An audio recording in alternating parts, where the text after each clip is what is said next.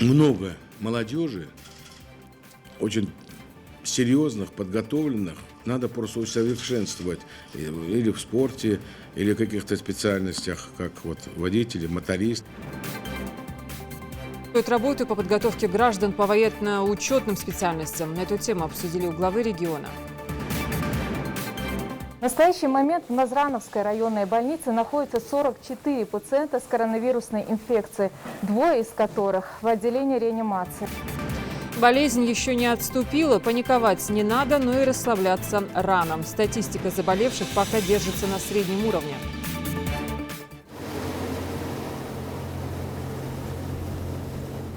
Колосок к колоску. В государственном унитарном предприятии «МАГАЗ» собирают озимую пшеницу.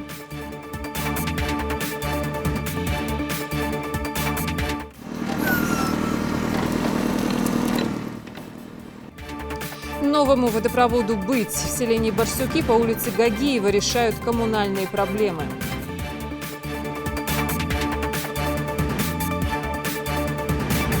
Несмотря на то, что официальный сезон продажи бахчевых еще не открыт, многие предприимчивые продавцы уже реализуют сочные ягоды по заниженной цене.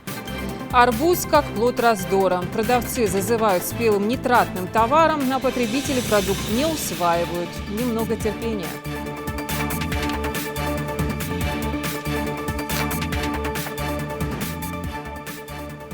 Здравствуйте, это новости 24. В Ингушетии активизируют работу по подготовке граждан по военно-учетным специальностям. Об этом было заявлено в ходе рабочей встречи главы региона Махмуда Али Калиматова с председателем регионального отделения ДОСААФ в Ростовской области, героем России, генерал-майором Александром Красниковым. В обсуждении также принял участие новый председатель Ингушского регионального отделения ДОСААФ Беслан Хамхоев. Основными темами беседы стали перспективы военно-патриотического сотрудничества, также вопросы технического и финансового обеспечения оборонного общества. Все подробности в репортаже. Герой России Александр Красников рассказал руководителю субъекта о своем опыте организации работы отделения и задачах, которые стоят перед ДОСААФ в регионах. Прежде всего, это подготовка к армейской службе и получение военной учетной специальности. По его словам, на текущий момент самым востребованным направлением остается подготовка водителей транспортных средств различных категорий. По данным военного комиссариата республики, завершившаяся 15 июля призывная кампания выявила невысокие результаты регионального отделения по обучению призывников вождению. Из 30 отправленных на учебу сдали экзамены и получили водительские удостоверения категории С только 5. Всего из 200 призывников водительские удостоверения имеют 35 человек. Я понимаю, что это действительно резерв для республики. Ребята, они здесь останутся с профессией. Конечно. Министерство обороны выделяет для этого средства на обучение. И люди, я вчера в военкомате был, поработал в военкомате, переговорил с военкомом. Поэтому я думаю, что это положительно все будет возвращено, все хорошее возвращено. И наша задача основная – это военно-патриотическая работа. Конечно. Это боевая готовность наших вооруженных сил. Тем более республика, ребята идут в армию, они должны идти специалистами.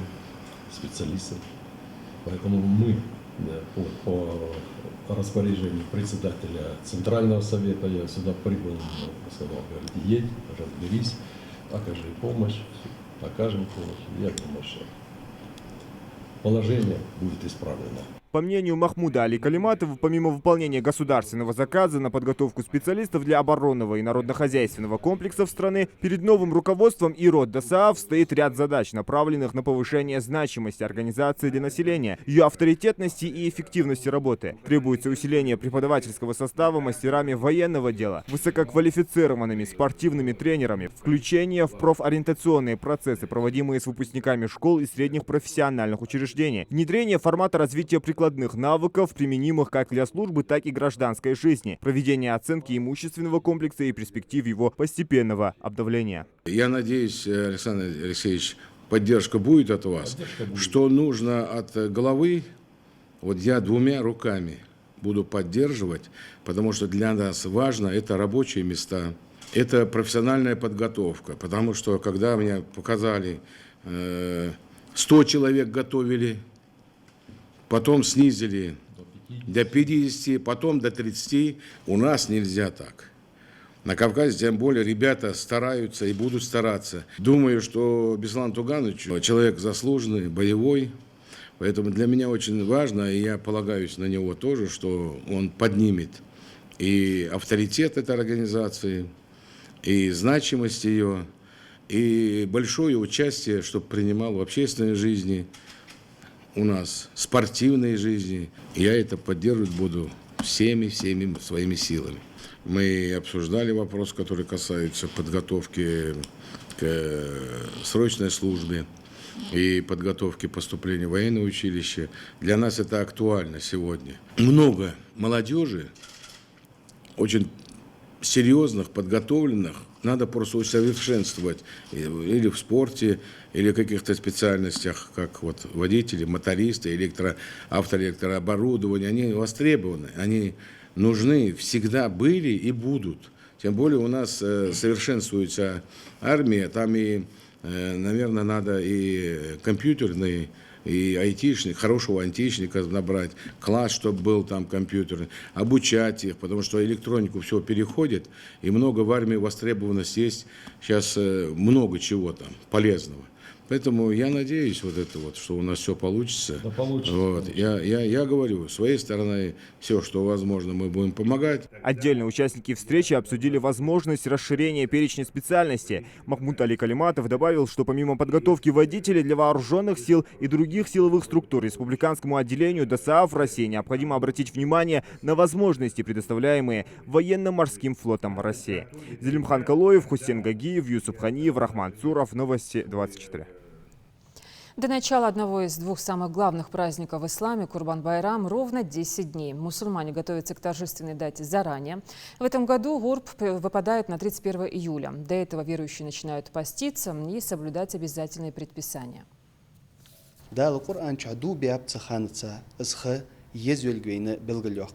Пеймру саллаллаху алейхи вассалам шисидоуч хадисагах имам Бухари сдолдяч хадисагах вейн долдятк Аллаха шичу амал хайр игер духаг езжоуче ханага схаюльки. Так ух ханагах вей қахеги вей амал ибадат вей вей Аллаха дух езжол амал ешхулвей. Так азбахан долже дух цадикин қач хаждезвей цаханах фос ец хаждезвей. Бақ пейд бөйін хат бағбыр цепейдағы цедуалыш цепейдағы вей илдайы хадуатсuje үштіхыл дезвей цахамат яқ қахеги дезвей.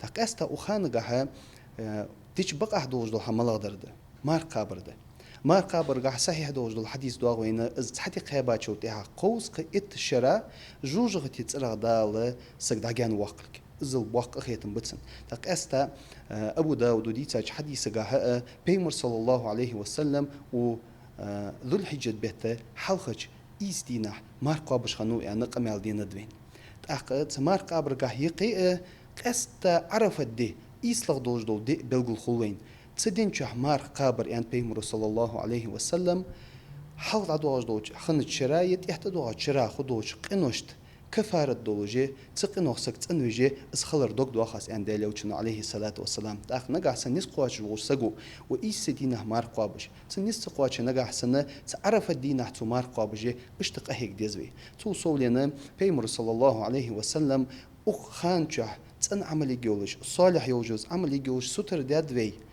از ملاغي صالح يوجل عمل ديال حاخ وردس قرآن ديشر دس ديك حماج دردس ساغ دلر دس دقغ ديك حم حدي ستر خل ديزوي تحقق از حاخ دوج دوچه حملاغ درد قاستا ويزج خان چوها هنز غربن دي خلقين اطلاق دوج دو دي دينا غرب دي لارها وش سغا سنت سنة دشان يخد عيولين شول تها مارت سياقر موست سياقر اشت اسحما لوردر السنة لوردر حق دو قدر قوي ومخكوش قخيت من وجدال ويزج خانق فوس إيتا ويزج خانقها ديك حماش حدر قها دال نزلوا بين احتلوا بين أقول قولي هذا واستغفر الله لي ولكم ولسائر المسلمين والحمد لله رب العالمين.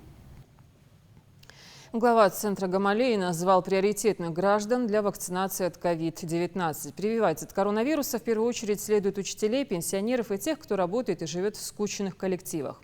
Противопоказания при этом для вакцинации есть. Это могут быть аутоиммунные заболевания. Помимо этого, перед введением препарата каждого человека должен проконсультировать врач-терапевт, собрав его анамнез. Коронавирус все еще среди нас. В Ингушетии за сутки выявили 11 заболевших COVID-19. Таким образом, в регионе за весь период зафиксировано 3459 заразившихся.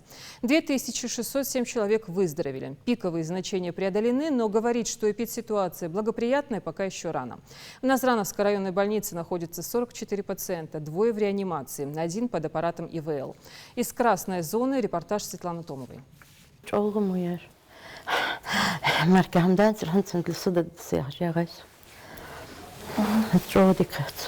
Именно в таком тяжелом состоянии с одышкой попала в Назрановскую районную больницу Айшет Альдеева. Почти неделю она провела дома, думая, что это обычная простуда. Но постоянная температура и ломота в теле стали сигналом для родственников, что это, возможно, не только симптомы ОРВИ. И экстренно доставили Айшет на скорой в больницу. Сейчас женщина чувствует себя гораздо лучше.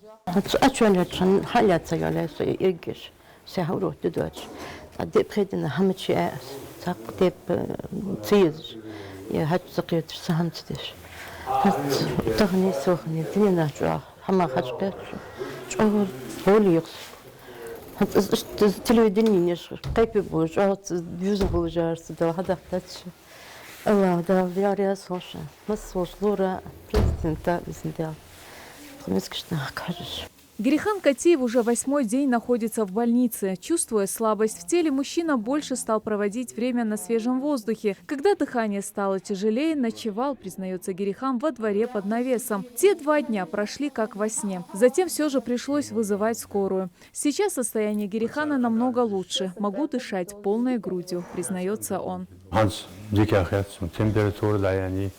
Давление 140 маяс. Все нормально, блин. Сегодня 8-й день я здесь нахожусь. Врач дикач. Младший медперсонал дикач. Пациенты в Назрановскую районную больницу поступают через эти двери.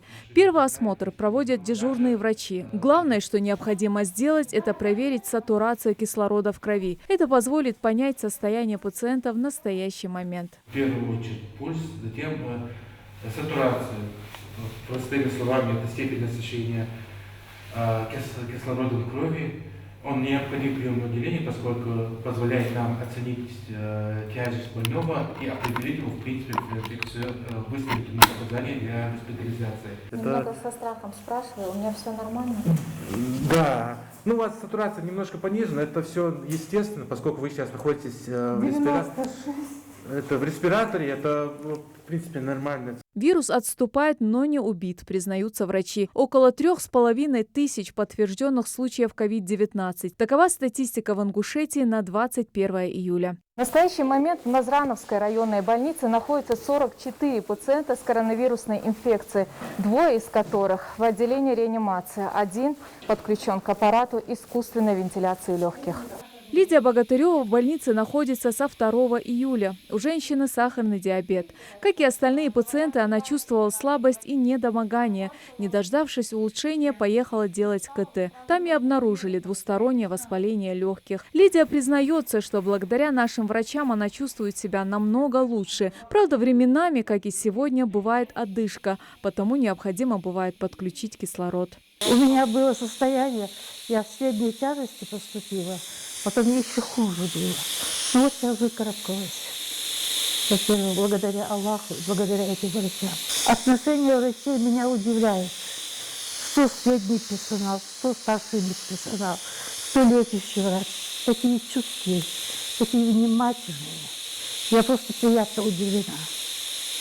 Дай Бог большого счастья Господа. Очень хорошо относится. Магомеду Ульянову 56 лет. Никакими серьезными заболеваниями не страдает. Откуда мог подцепить эту заразу, не понимает. Признается, что со дня самоизоляции находился дома и старался по возможности не выходить. Именно вот гриппозный. Я думал, грипп поэтому. Особо внимания не уделял. Так. Дня 2 дома лежал, смотрел. А потом уже кости начал ломить. Температура начала подниматься. Потом поехал, сделал КТ и там подтвердилось. Магомед Базгиев с первого дня коронавирусной инфекции практически без сна и отдыха находится на своем рабочем месте. По его словам, ситуация вокруг COVID-19 все еще остается напряженной. Практически каждый день люди продолжают поступать в больницы. Врачи в один голос твердят, не надо доводить ситуацию до крайностей. При первых же симптомах недомогания необходимо незамедлительно обращаться в больницу и, конечно же, избегать мест скопления людей. В связи с ограничением этого режима, сейчас более-менее разрешительный он стал, свадьбы, всякие мероприятия.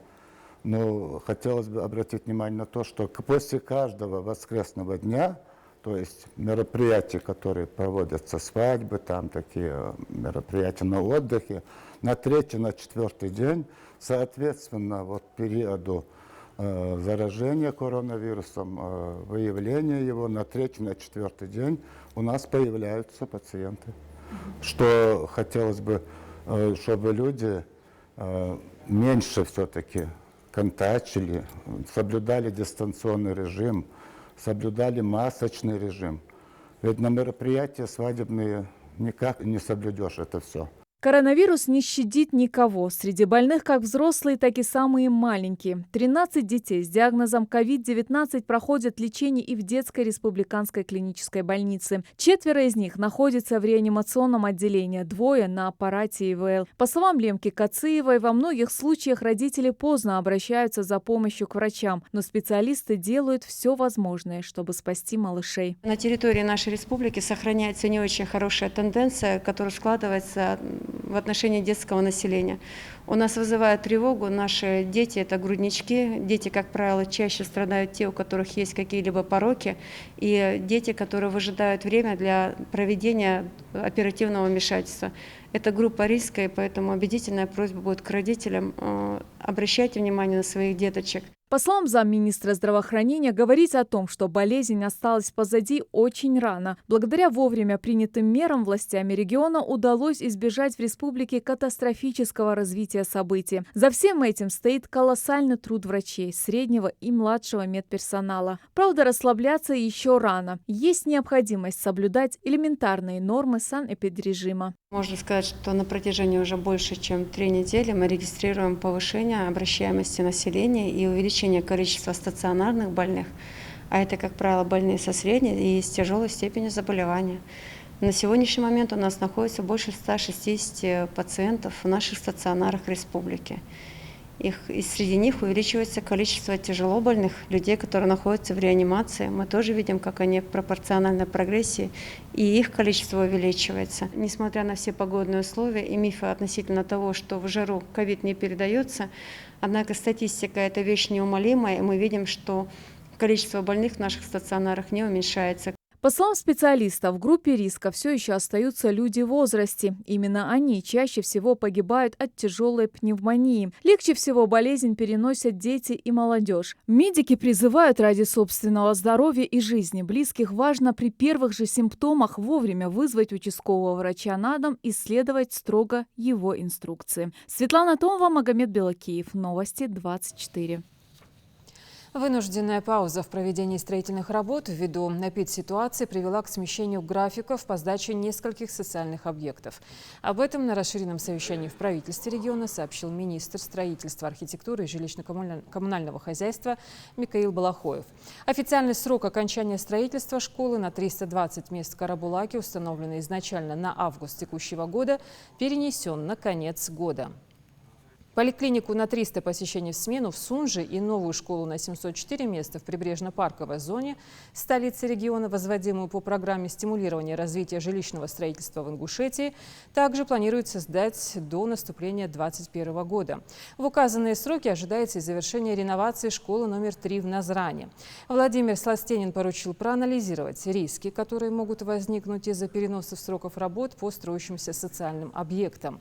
Правительством республики сформирована система контроля за качеством строительства объектов от выделения земельного участка до сдачи объекта в эксплуатацию. На сельхозугодьях Ингушетии идут уборочные работы. Пшеница, овес, ячмень, рожь. Жатва зерновых проходит согласно графику, и даже жара не помеха для тружеников полей. Тем более нужно уложиться в сроки. О сборе урожая в государственном унитарном предприятии «Магаз» расскажет Микаил Тангиев. Зерноуборочный комбайн в группе «Магаз» работает на полную мощность. Сложная машина выполняет сразу 3 функции – жнет, молотит и веет. За рулем этой махины сидит Ислам Хидриев. Работать в такую жару, конечно, нелегко, делится водитель, но трудиться во благо населения им только в радость. Примерно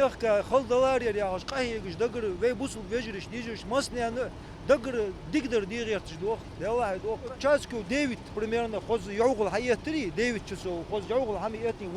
Проверки, влага, футмол, таджимарка, адул выступал, был бы.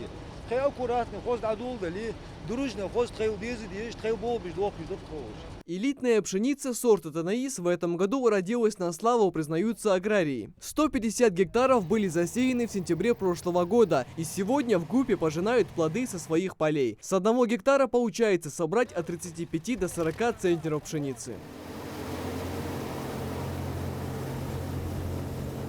К слову, не везде удалось получить такой богатый урожай. Плохая погода внесла свои коррективы в планы по сбору пшеницы. Вот там дальше, в Яндырке, вот, например, у нас пострадали, мы где-то пересеяли мы подсолнечник от градобития. В Шурхахах пересеяли от градобития 225 гектаров кукурузы.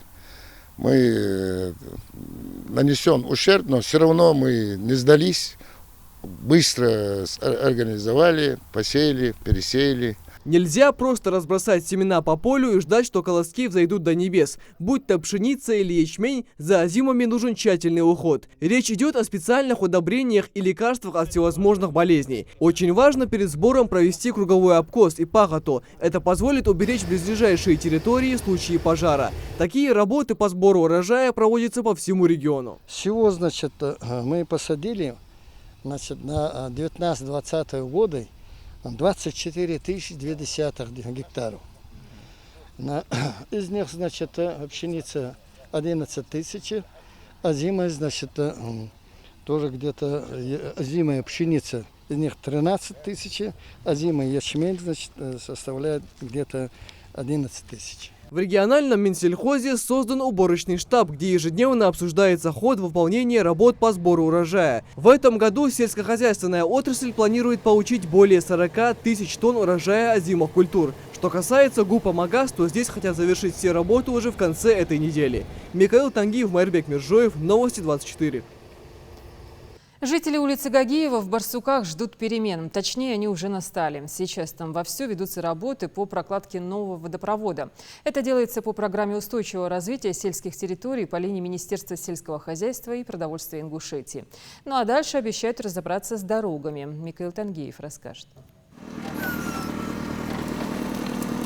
Метр за метром экскаватор роет траншею для прокладки нового водопровода по улице Гагиева в сельском поселении Барсуки. Старая линия со временем пришла в негодность, поэтому частые порывы и отключения стали частым явлением для местных жителей.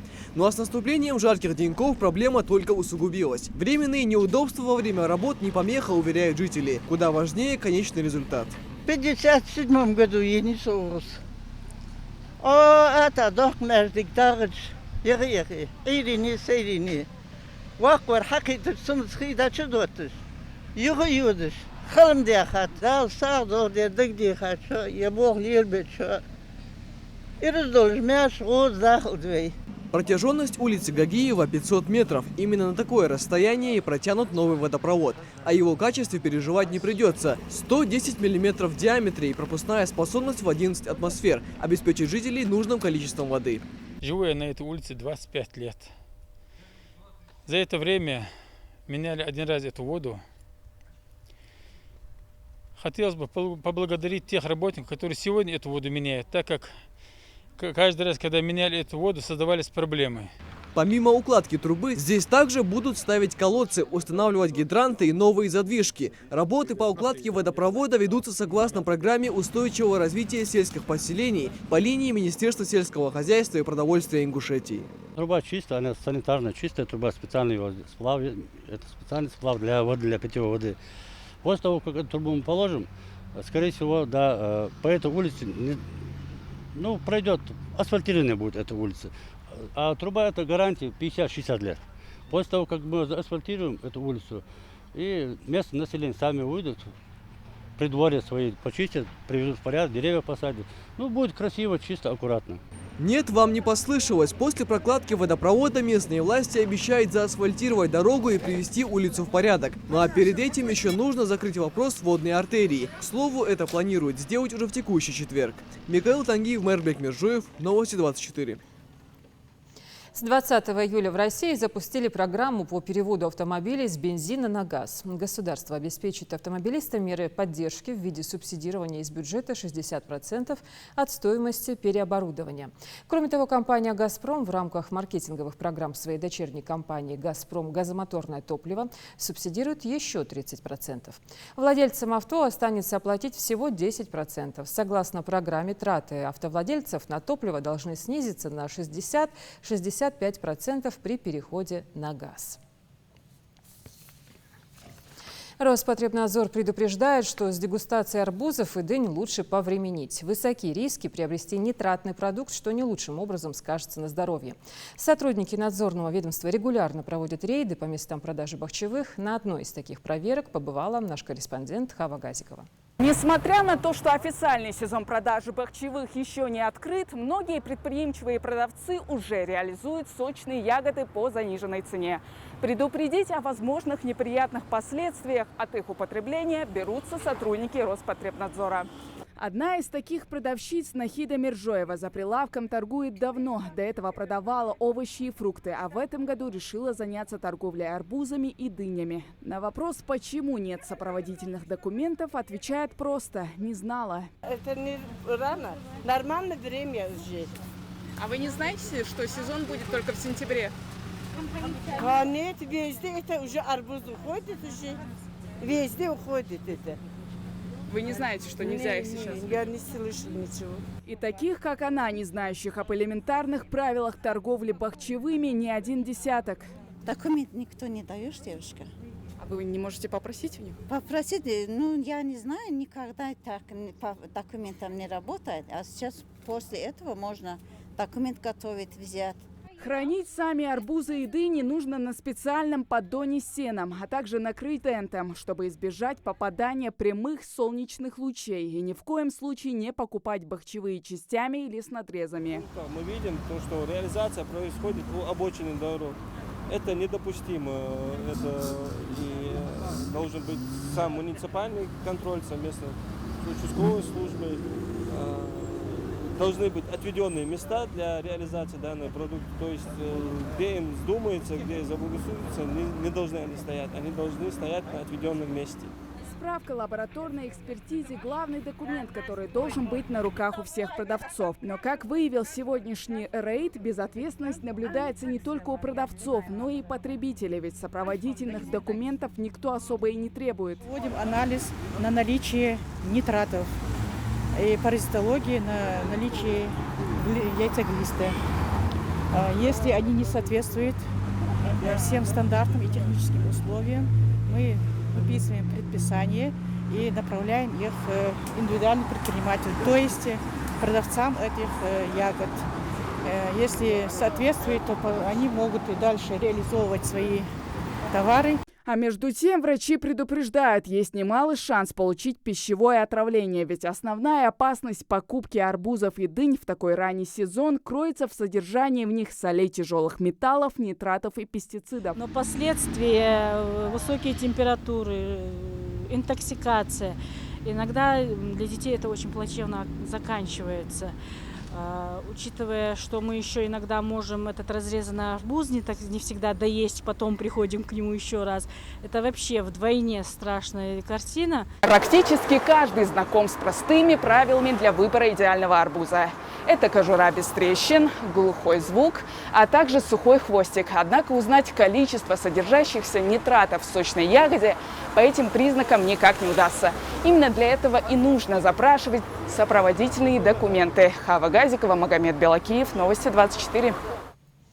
Поэт, журналист и садовод. Все это про Суланбека Аушева. Ему сегодня исполнилось 65 лет. Поэтическим дарованием был отмечен еще в юности. Из-под его пера вышло много произведений о родине и о любви. Дана Плиева сейчас расскажет.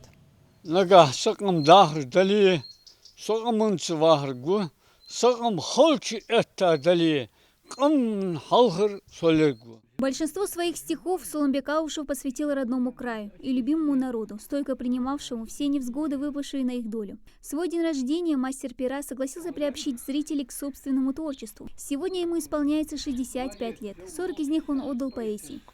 Я писал и о гражданской войне, и о родине, о ингушах,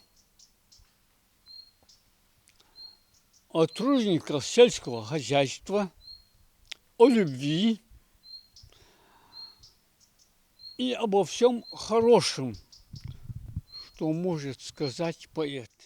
За свою жизнь Суланбек Аушев успел поработать строителем, агрономом. Между этими периодами активно сотрудничал с различными газетными изданиями республики. Он автор многих публикаций, член Союза журналистов России. Параллельно Суланбек занимается садоводством. Это двор, его излюбленное место и источник вдохновения. Впрочем, черпает новые идеи для творчества он в стихах и прозе таких ингушских писателей, как Ахмад Саид Плиюз, Угучи Адмачи, Базоки Идисы, Боку Ахмады, Шахки Саиды, Ознакомиться с их произведениями он советует и молодому поколению, а также с повестью Багаудина Зязикова «9 дней жизни героя», рассказывающей о красном партизане Мандре Нальгиеве. Герой этой книги, сражавшийся с деникинцами во время гражданской войны, сильно запал Суланбеку Аушеву в душу. Отчасти потому, что это реальный человек, мужественный, храбрый, какими должен быть каждый ингуш. Мандре ще цамар саканват латиш. Чуннан цукой кедайла йол. Это мандре вурит дина арвян вач сурходер. Это млатиш. И таких героев, не вымышленных, а настоящих, в нашем народе немало. Не раз знакомясь с их биографиями, Суланбек Аушев усвоил одно. Какие бы неудачи и горести ни происходили в жизни, нужно идти дальше и не сдаваться. Эта глубокая мысль сквозит во всей его поэзии. А в свой день рождения поэт желает всем друзьям, родным, близким и жителям региона. Я им желаю долгой жизни, светлых дней и чистой дали, и жизнь без горя, без печали. Дана Плиева, Магомед Дидигов, Новости 24. Следите за новостями на канале Ингушетии. До встречи.